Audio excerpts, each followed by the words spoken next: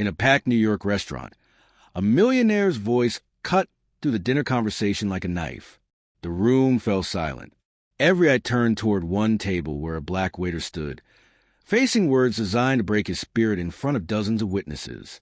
What happened next didn't just silence a bigot. It reminded an entire city that dignity can never be stripped away, only given away. And this man wasn't giving his away. Not tonight. Not ever. How do you stand tall when someone tries to cut you down in public? How do you respond to hate without becoming it? Stay with me, because what unfolded in those next few minutes became a masterclass in courage that went viral and changed lives. And if stories about real strength in the face of injustice matter to you, hit that subscribe button right now, because that's exactly what we're here for.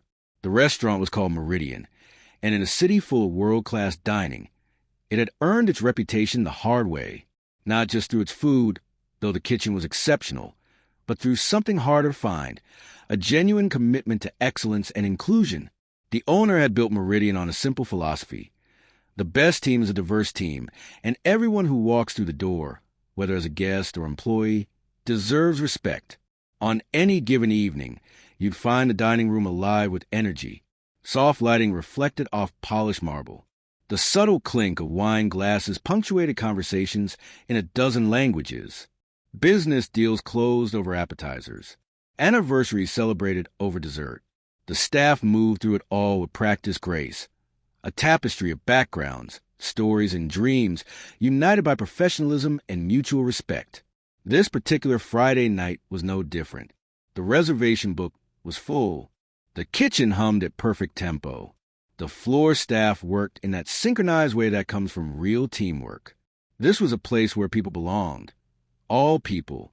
Where your worth wasn't measured by your bank account, but by how you treated others and how you showed up in the world. The walls might have been elegant, the clientele affluent, but the soul of Meridian was built on something money couldn't buy: dignity. And tonight, that principle will be tested in front of everyone. Jordan Ellis had been with Meridian for 2 years, and in that time, he'd become one of the most respected servers on the floor.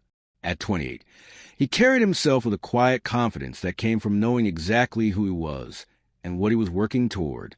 He was putting himself through graduate school, sending money home to help his younger sister with college, and still managing to show up to every shift with genuine warmth and professionalism. His colleagues loved working with him. He remembered regular guest preferences without writing them down.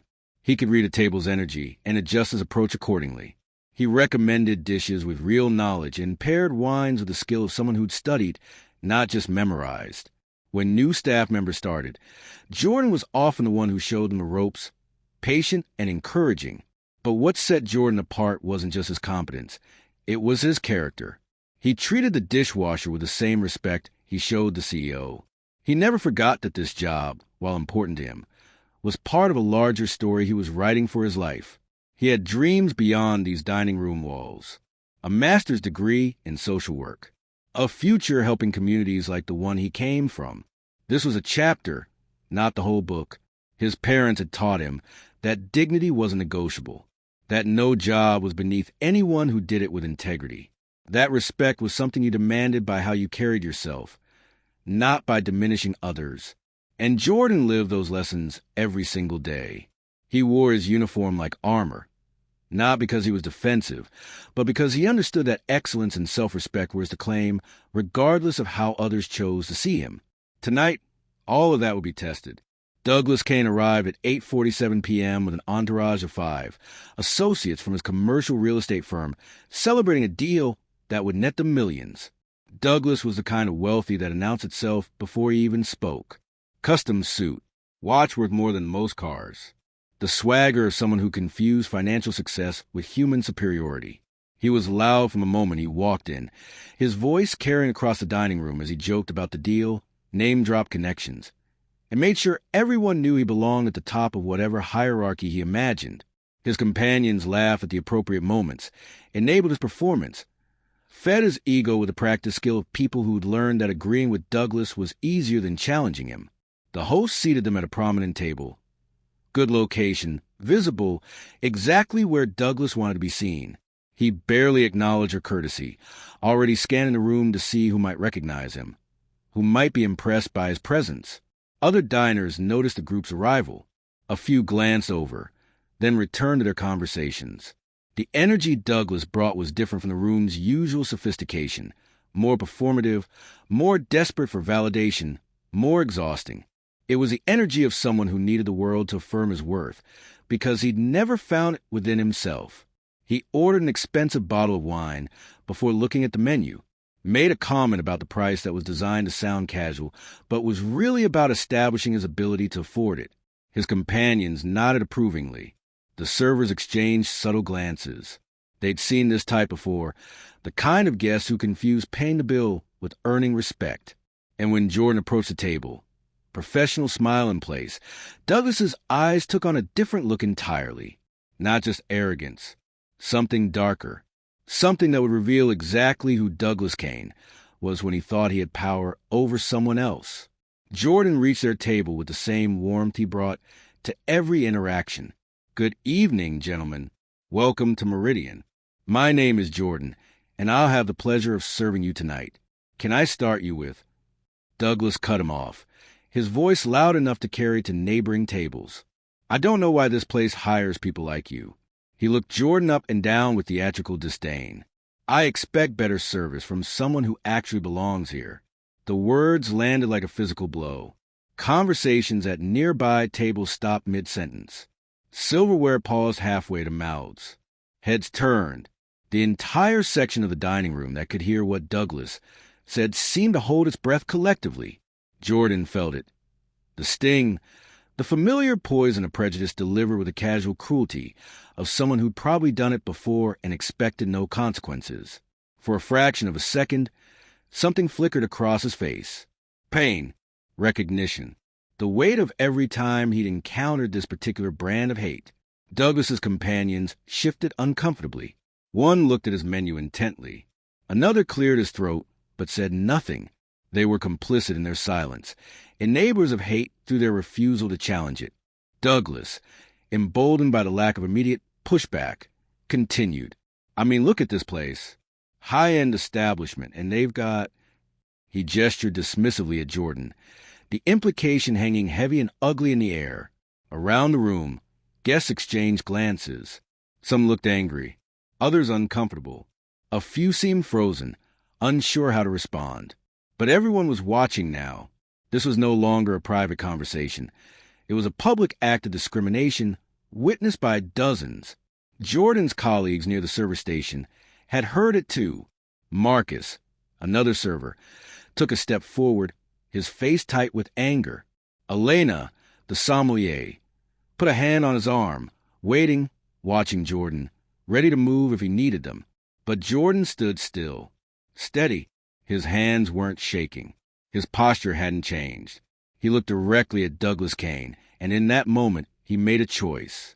Not about whether to fight or flee, but about who he would be in the face of hate. And Jordan Ellis knew exactly who he was. Drop a comment below if you've ever witnessed someone face discrimination with the kind of dignity I'm about to describe. Because what Jordan did next is something we all need to see. The silence stretched for what felt like forever, but was probably only 3 seconds. Jordan didn't look away from Douglas. He didn't shrink. He didn't explode. He simply held his ground. And when he spoke, his voice was clear and calm and carried to every corner of that dining room. "Sir, I am proud of the work I do and the respect I show every guest who walks through that door. Service isn't about where you start. It's about how you carry yourself and how you treat others along the way." The words weren't loud, but they commanded attention in a way Douglas's bluster never could. There was no anger in Jordan's tone, but there was something far more powerful. Certainty. The unshakable knowledge of his own worth. I serve food, yes. I take orders and I clear plates. And I do it with excellence because that's who I am, not because of what you think of me. My character isn't up for debate at your table. My dignity isn't something you can touch. Around the room, something shifted. People sat straighter. Faces that looked uncomfortable now showed something else. Respect, solidarity, recognition of courage in real time. Jordan continued. his eyes never leaving Douglas's. Every person in this restaurant, from the dishwasher to the owner, deserves respect, not because of their position, but because they're human beings. That's not a hard concept, unless you decided that your bank account exempts you from basic decency. Douglas's face had progressed through several shades of red. He'd expected submission or anger. Either would have satisfied his need for dominance. But this calm assertion of equal humanity, he had no script for it. The woman at the table next to them started clapping. Then the couple behind her joined in. Within seconds, half the dining room was applauding Jordan. The sound building until it became impossible to ignore. Staff members stood taller. Other servers moved closer, a silent wall of solidarity. Jordan gave the slightest nod of acknowledgement to the room, then turned his attention back to Douglas. Now, sir, you have a choice. You can continue your evening here with respect, or you can leave. But what you won't do is diminish me or anyone else who works here. Not tonight. Not ever. From the back of the dining room, a woman in an elegant black dress began walking toward Douglas's table. Evelyn Monroe, the owner of Meridian, moved with purpose. She was 53, poised, and her expression carried the weight of someone who'd seen this before and would not tolerate it in her establishment. She stopped beside Jordan, and her presence was a statement before she even spoke. "Mr. Kane," she said, her voice professional but cold. "I'm Evelyn Monroe. I own Meridian, and I need to tell you something about the man you just tried to humiliate." Douglas started to speak, but Evelyn raised a hand. "Jordan Ellis is one of the finest people I've ever had the honor of employing. He's working his way through a graduate program in social work while helping support his family. He shows up early, stays late, and treats every single person he encounters with grace. He's going to change lives in ways and I can only imagine." She paused, letting that sink in. "I started as a server myself. 30 years ago, in a restaurant not unlike this one, I faced the exact same treatment you just gave Jordan. Someone who looked like you decided that people like me didn't belong in fine dining. They were wrong then, and you're wrong now." The room was absolutely silent now, hanging on every word. "At Meridian, we measure success differently than you do, Mr. Kane. We measure it by character, by how you treat people when you have power over them, by whether you lift others up or tear them down. And by that measure, Jordan is infinitely more successful than you'll ever be." She gestured toward the door. "You're welcome to finish your meal if you can conduct yourself with respect, or you can leave now. But either way, you need to understand something. Money buys you a table. It doesn't buy you the right to dehumanize my staff." A man at a nearby table stood up. "That's right." Another guest joined in. "We don't want him here."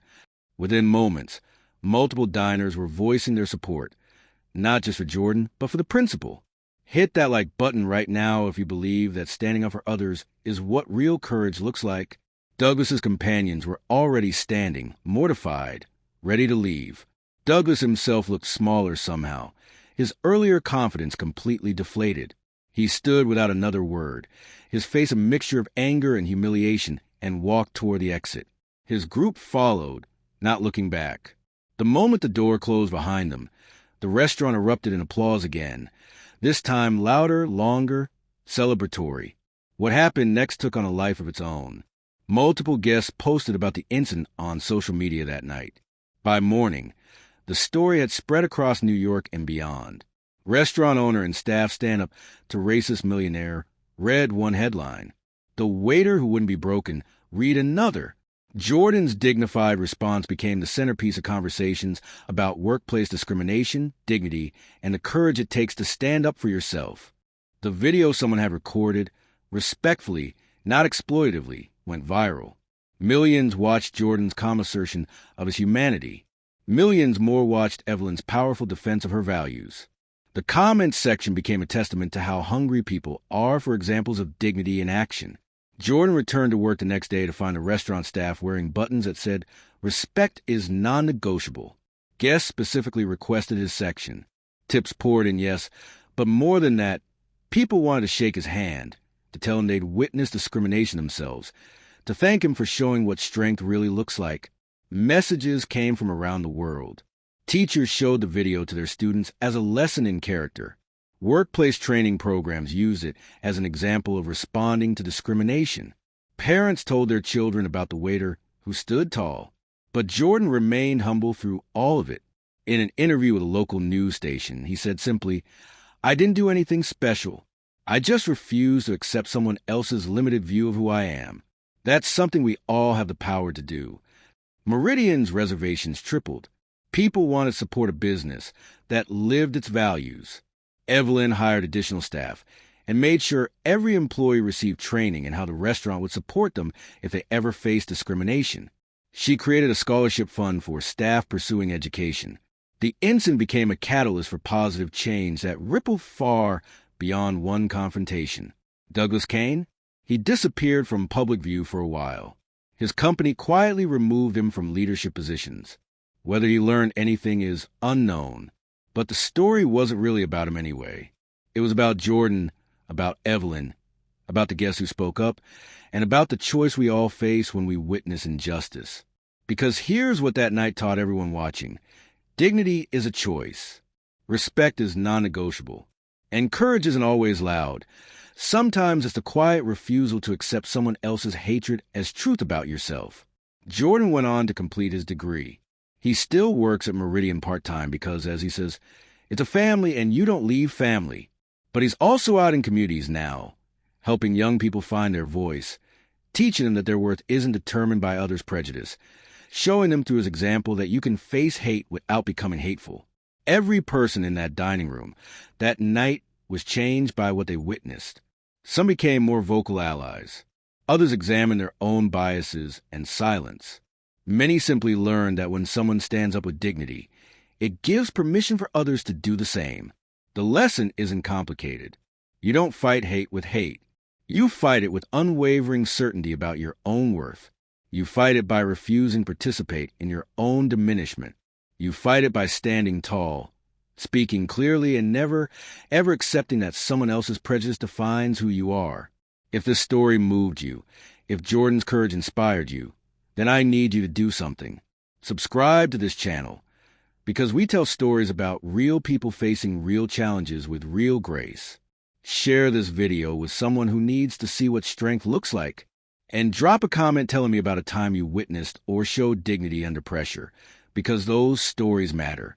We're all going to face moments where someone tries to make us feel less than we are. The question is, will we believe them or will we stand firm in our truth? Jordan Ellis chose truth. Evelyn Monroe chose truth. The guests who spoke up chose truth. And the world became a little bit better because they did. Sometimes the most powerful thing you can do is simply refuse to be broken. To stand in your dignity so firmly that hate has nowhere to land. To remember that respect isn't given by others. It's claimed by how you carry yourself through this world. That's the lesson. That's the story. And that's why Jordan Ellis, a waiter in a New York restaurant, became a hero to millions. Not because he did something extraordinary, but because he did something essential. He remained human in the face of someone trying to strip his humanity away. And that's something we can all do. That's something we must all do because dignity matters. Character matters. And sometimes the person wearing an apron is standing taller than the millionaire at the table. Stand tall. Speak truth. Demand respect. Not because it's easy, but because you're worth it.